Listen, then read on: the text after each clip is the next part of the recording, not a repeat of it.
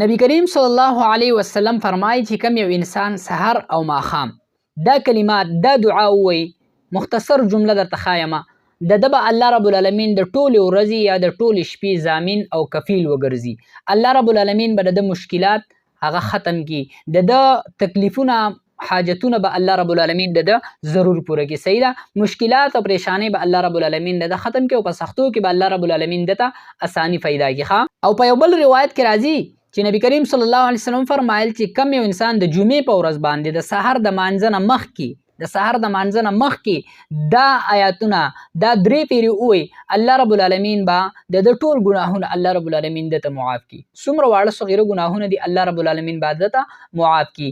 کلمه څه ده؟ مختصر جمله ده، مختصر جمله ده. د ملګرو سره ضرور شیر کړئ. حسبي الله لا اله الا هو علیه توکلت وهو رب العرش العظیم. حسبي الله لا اله الا هو علیه توکلت وهو رب العرش العظیم. څومره مختصر جمله ده.